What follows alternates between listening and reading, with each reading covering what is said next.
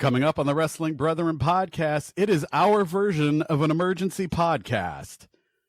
I would set the sirens off, but I don't really have a good one. So, yeah.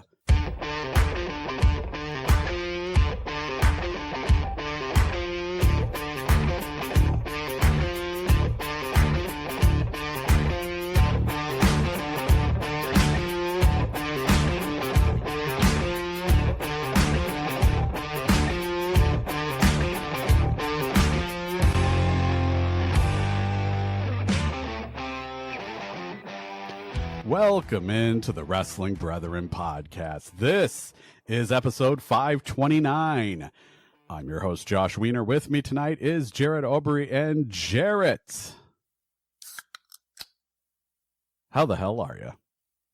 I am doing well, sir. I drove an hour to get back for this emergency pod based on what happened on Smackdown tonight. And I got to say, for what will probably be Cena's last Smackdown in Chicago, there was some stuff happened tonight, wasn't there? This was almost as stacked as the WrestlePalooza card. And unfortunately, that's not even giving a fair shake to what happened in the middle between the first hour and the last 15 minutes. But we're going to break it down here. And there's no other segments. There's no news. There's no top stories. There's no sound off. We're here to talk Smackdown. And the first hour was the John Cena hour, essentially.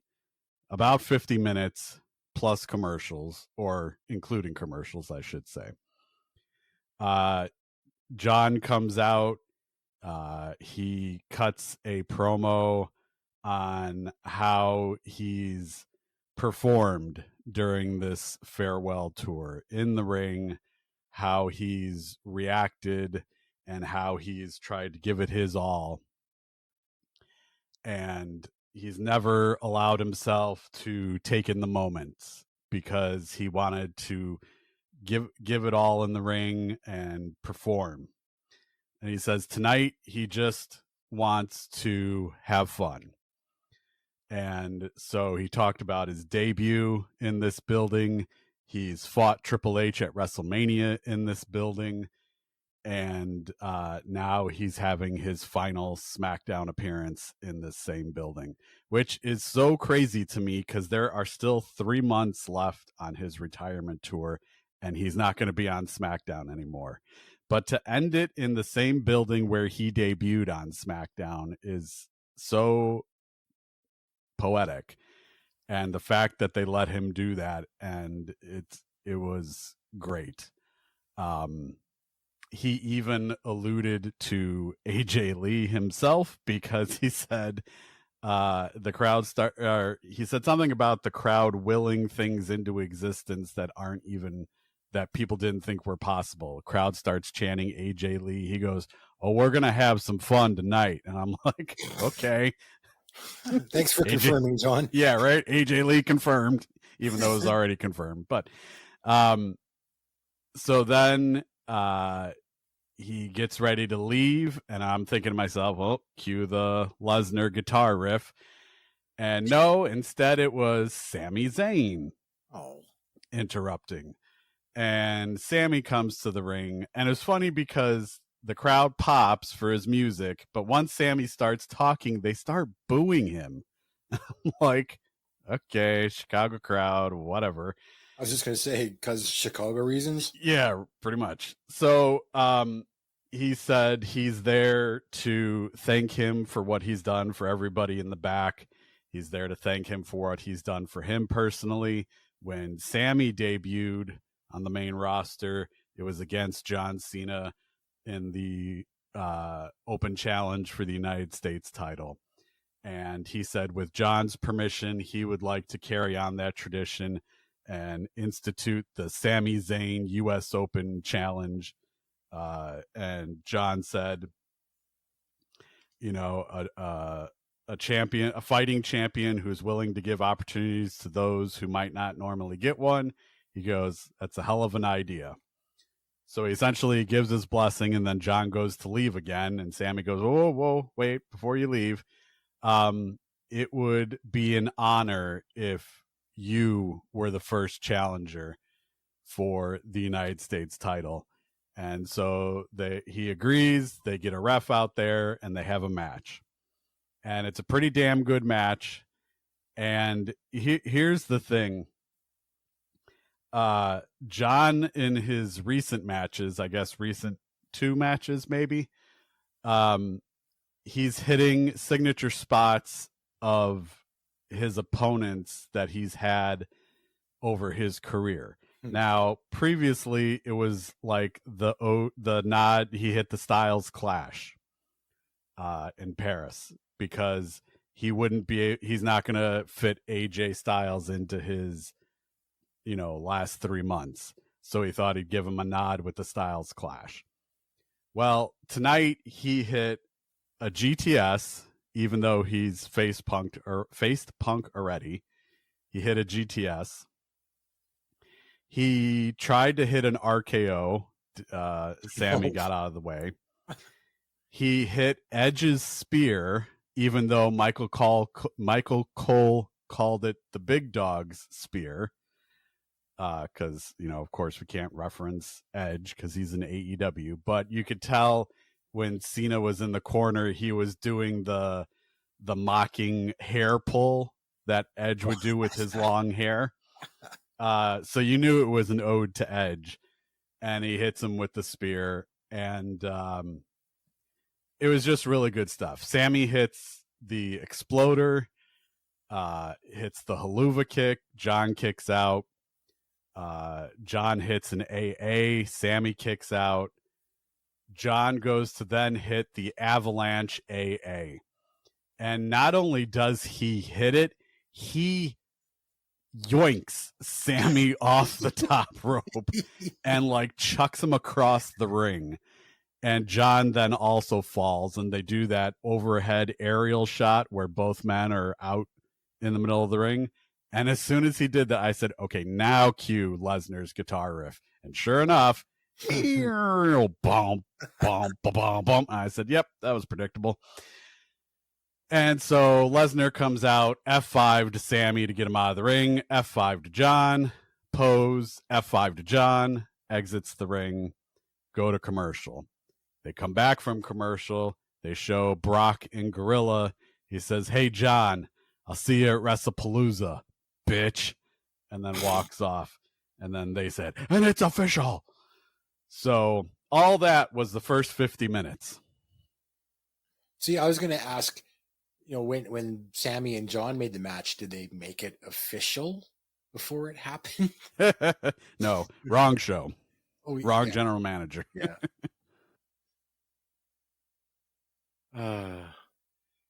I was wondering if Brock was going to show up, and I think there was rumors it was going to happen. Okay, cool. So we got that build going on. All right, nice. I don't know if I actually want to see the match or not. It was cool for the callbacks. Yeah. The promo's good. I would definitely watch the promo. So that was my first bullet point, because it was essentially the first hour. So how could you not make it a bullet point?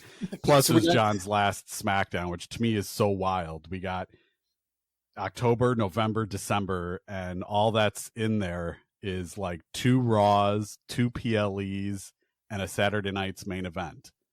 And I'm like, well, that's 5 appearances, and then 2 they just announced today, the Boston and Washington DC. And I don't want to get into the Washington DC versus Boston thing, because that's just going to piss me off because of TKO. So I'm going to set that aside. So here's the problem. They had it leaked, which I guess if I would have stayed off social media, I wouldn't have seen it. But that the main event segment for tonight was going to be a Becky Lynch promo. That's how it was listed, which is funny because she's a Raw character. So is Punk. So is Seth. But so it was I said they're going to make us wait the whole show. Now, the problem is thank God for the Cena part in the beginning, because it kept the crowd in check, except for when he kind of egged them to say AJ Lee. They weren't chanting for AJ during the match. They weren't chanting for AJ when Brock came out. So it was kind of a nice distraction to get the crowd out of that mindset for a while. The problem is, for a viewer at home, when I'm waiting on this moment, the problem was the middle. Like 7:55 to 8:45. I liked all the people that were in the middle. But to me, they didn't get a fair shot because all I'm thinking about is how the main event's going to play out. Right. They had Damian Priest versus Aleister Black in a hard-hitting match that normally I'm all about Aleister Black. I like Damian Priest. I'm enjoying their feud. Not tonight, though. I wasn't here for it tonight. They had Michin, one of my favorites, taking on Julia, another one of my favorites, for the United States title. But I didn't want it tonight. People that I like were in the middle of the show, and I didn't care. Because I wanted... Huh? Sorry, it sounds like SmackDown was one giant like pay-per-view main event where there's going to be shenanigans at the end. So the first 90% of the match doesn't matter, and you're just kind of waiting around until the end comes. Right. Yeah. So, and I will say this about Julia. I like Julia in NXT. I hate her on the main roster, and I don't mean her specifically. I hate what they're doing to her on the main roster. I like Julia. I like Kiana James. I don't like Julia with Kiana James. Are you suggesting, Josh, that someone from NXT has been brought up and they're not being used properly? Perhaps. Or they're just being booked weirdly. Like the graphic even said, Julia's been champ for 69 days. This is her second title defense. Really? But that's another rant for another time. Because then it was time for the main event segment. And it started out with Seth Rollins. And I'm going to get into one of my biggest pet peeves. And it's not just Chicago, but it's especially in Chicago. This is supposed to be Punk's town, Punk's city, Punk's building. Seth's stupid fucking song plays and the crowd goes, whoa, whoa. I'm like, this is Punk's mortal enemy. Why the fuck are you singing this song? To me, it's the same mentality of when they were chanting CM Punk during those 10 years. I'm like, he's not coming back. Please shut the fuck up. You're making us look bad. Little did I know at the time, but still and all. Stop singing his song. It's like, then he starts promoing and they boo. And I'm like, thank you for proving my point. They're singing, and my reaction to my city is sheep. You're all sheep. And it also proves that Seth is just his song. They're just having fun because they know what's coming. I know. And it goes back to the 90s when everybody wanted to go to the live shows and sing along with, "Oh, you didn't know? Yo ass better call somebody." So, and yes, I was there at a show where I got to do that. So, yes, it's fun, but it's like when Punk was around the first time and he was feuding with Ryback. There was a kid with a Punk shirt and a Ryback sign. I'm like, you don't get it. I'm like, what are you doing? But anyway, I digress. So Seth comes out and he runs down Punk and he runs down Chicago and he introduces his wife. And Becky Lynch comes out and she essentially runs down Chicago and she's really going for the cheap heel heat because she's running down the sports teams. Yep. Now, I'm glad they didn't do what I had suggested to you offline a couple of days ago, because I think that would have taken the piss out of the return if they had to play that theme twice.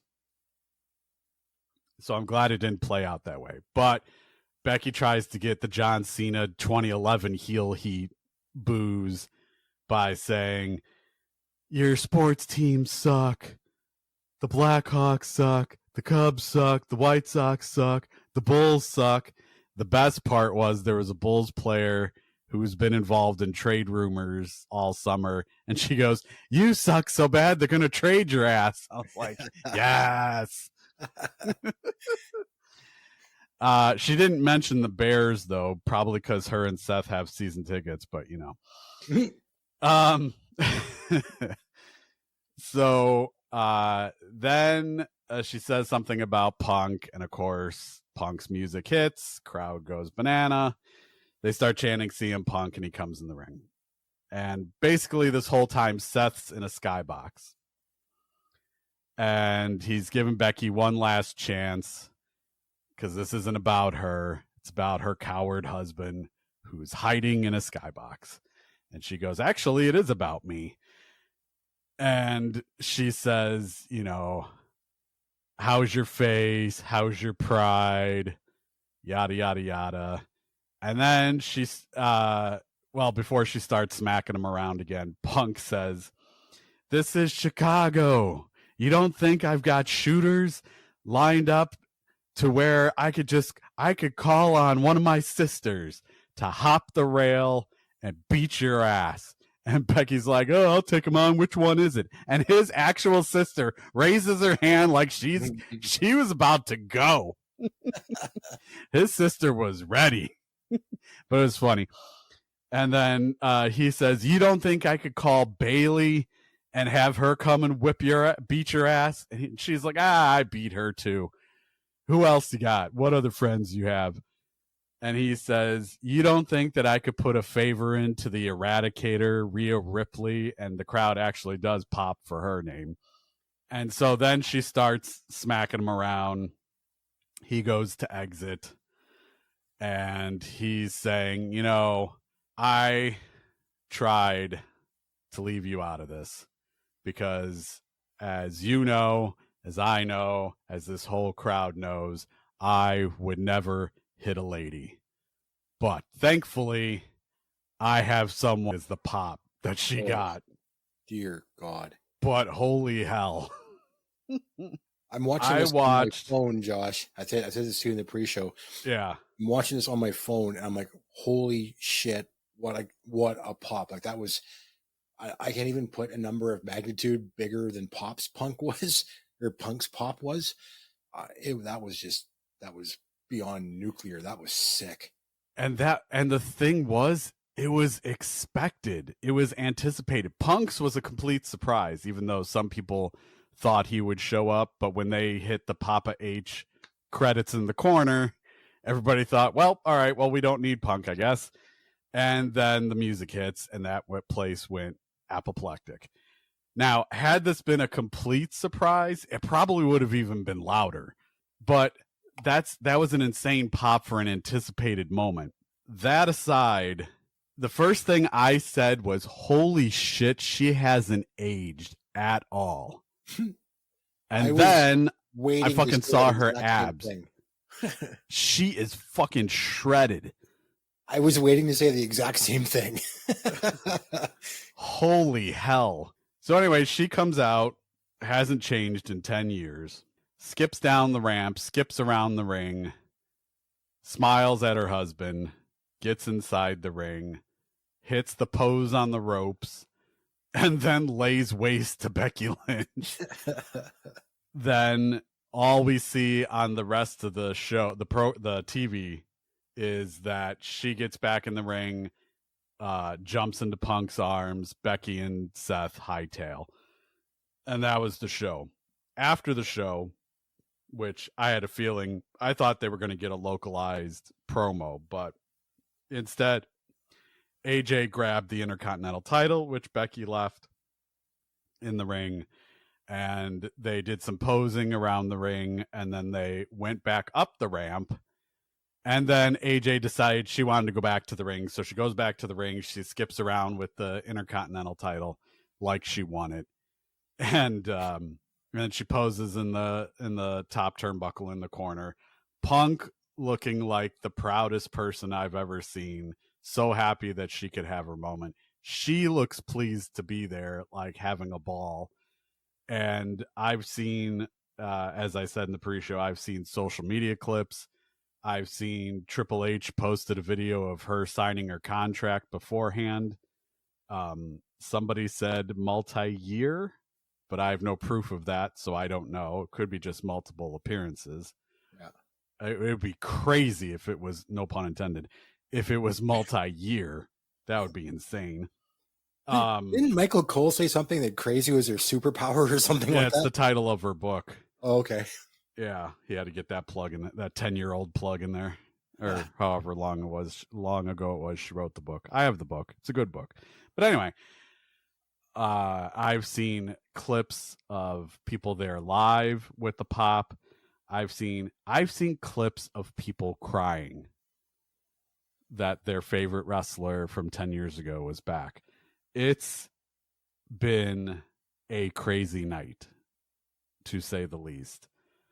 So it was insane. So I know you saw the segment in full. I've kind of yammered on. So what are your thoughts on how it all transpired? Yeah, I thought my first two thoughts were the same ones we just talked about. Is like she hasn't aged a day. She looks amazing, and she's in way better shape than I think she ever was. Like she was just jacked and shredded. Like when she was sitting on the road, like her legs, just like the muscle striations in her legs. I'm like, holy cow! Like she got in shape. Like, holy Christ! It's like yeah, she didn't. I think that segment probably played out pretty perfectly. I don't know if it needed to go on as long as it was because everybody knew what was happening. So did Punk knew I can call Bailey, I can call my sister, I can call Rhea. Did really need to do that? Probably not. Just I got somebody I can call if I'm not going to hit you. Boom, and then it happens. Um, that pop was beyond nuclear. The beating up of Becky was cool. I can't wait until she gets to be in front of a mic. Yeah, for sure. And I told you that too. I was watching clips of her old promos. God, is she good? She was like so underrated because she was one of the best to do it. But what added to this was when her music hit and they cut to Becky and she looked like she saw a ghost. Yeah. And I don't even remember if they had any interaction previously, but the fact that she sold it and then Seth had the same reaction, but before the camera cut away, you saw him say, "No, it can't be," or at least that's what he was trying to say. But the camera cut away. But it was just so good. I don't even know how many times I've already seen it, watching other people's reactions to it, and WWE's posted the clips. And I was testing my VPN to Netflix in Canada, and I watched it again, and and that's just tonight. Who knows how many more times I'll see it over the weekend scrolling through TikTok. Josh, why did this one video get 9 million plays all from one IP address? Yeah. So WrestlePalooza is going to be a thing. We've only got 2 announced matches. This mixed tag isn't even official yet, but I have a feeling all the players involved are going to be in Milwaukee on Raw on Monday. Maybe that's when we get a promo, but I'm kind of spent. You would have thought I was there. That's how amped I am. I like that they didn't have her do a promo tonight. Just come out, make the appearance, get the physical shenanigans in. Leave us wanting a little bit more. I thought that was cool. It was so good to see her back. Yeah, absolutely. Yeah. Had they done the Punk AEW route and had her been first, then I think she would have cut a promo. Yeah. And I don't think it was needed at all. So that was good. But can you imagine the minute? So when she gets in that match and the minute she gets, I can't remember what they called it, like her version of the octopus, whatever she called it. Black Widow. Black Widow, yeah. When she locks that in for the first time, Oh man, like that pop was going to come back. She licked her palm. I'm like, her chest is not exposed. What are you doing? And then she smacks her in the mouth. I was like, oh, okay. Man. It was good. They say you don't always remember the matches, but you remember the moments. Yeah. Holy hell, what a moment tonight, man. Right. My wife's cousin texted me like at 3:00. He's like, only 4 hours to go. I was like, not like we're counting or anything. Geez, I wonder if we're looking forward to something. Yeah.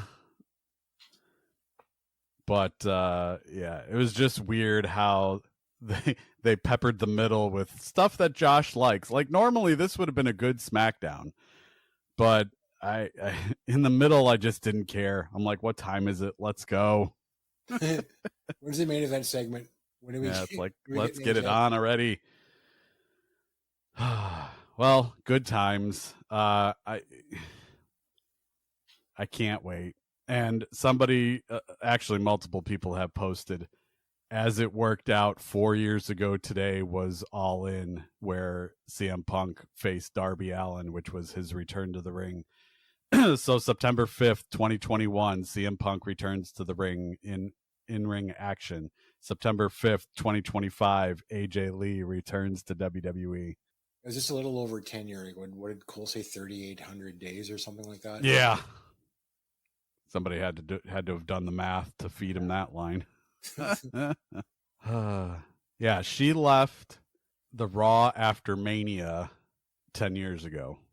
She had that match where she tagged with, did they run it back from Mania? Was it her and Paige again? I don't remember. But I know she was wearing a Bailey I'm a Hugger t-shirt on the way out because Bailey was still in NXT at that time. So she was like giving her support to an up and coming NXT superstar. But I've seen Roxanne tweet already, mommy's home. I've seen Trinity tweet already that Big Jim's sleeping out with the fleas in the backyard for knocking her up. I've seen Cora Jade tweet that something along the lines of like, this is what it's all about. I've seen people just tweet with the teary-eyed emoji. Bailey was actually there in Chicago, and she was like in one of the aisleways, and she posted a 7-second video just of the crowd's reaction once her music hit, and the caption was, light it the fuck up. And I was like, alrighty then. Yeah, no kidding. So yeah, people are reacting, and this is probably going to trend all fucking weekend long, as it should. No doubt. No doubt. So with this being 5:29, that means our next episode is 5:30. And I've mentioned previously that starting with 5:30, we would be beginning our YouTube adventure. Now, we're not transitioning, we're not moving, we're not doing anything except adding YouTube into the mix. It will be audio only for now. I'm not saying we won't transition into video, but nobody wants to see this ugly mug until I get some surgery, which will probably not be until 2026 at the earliest. So audio it is. Enjoy our Unless background. there's a filter to fix that. So any final words on Smacketh Down tonight? I'm just thrilled it went well. Something wanted, something they delivered on it. Now let's, as always, what we say, let's see what happens next. I don't think they can go wrong right now with this, because it's leading to a match in a couple of weeks. Just let her show up, say a couple of things. Hope she doesn't, say something stupid and get herself fired. But other than that, should be in for a gooder. Well, when she signed her contract, Triple H said, "Thank you for trusting us." Oh. So I don't know if that means with the story, with allowing her back in. It could be everything. And they've also posted the Triple H points at AJ photo, and they posted a bonus Triple H and CM Punk point at AJ photo in the back. So that's H's gimmick, the whole. Yeah. So, and then somebody retweeted it and said, "Hell has frozen over for the second time." What a timeline we're living in. Right. All right. Well, on the next episode, we will definitely be talking about Raw for sure, because it will have happened already. So until then, once again, thank you for listening, downloading, and subscribing. And we will talk to you next time. Thank you for listening to this episode. You can subscribe to the Wrestling Brethren podcast on Apple Podcasts, Spotify, or wherever you get your podcast fix to hear the latest discussion from the Wrestling Brethren. Visit the mothership, if you will, at twbpodcast.com, the online home of the Wrestling Brethren podcast. Let us know your thoughts, questions, and comments on Twitter/X at TWBP Show, on Facebook at facebook.com/Behind the Squared Circle, on Instagram at The Wrestling Brethren, and now on Blue Sky at TWB Podcast. You can follow Jared on Twitter/X at The Bacon Rev. You can follow Seth at Lord Zandrax. And you can follow Josh at Southpaw Josh. You can find Jared and Josh at Blue Sky 2, at The Bacon Rev, and at Southpaw Josh. Thank you again for listening, and we'll talk to you again soon with more from the Wrestling Brethren.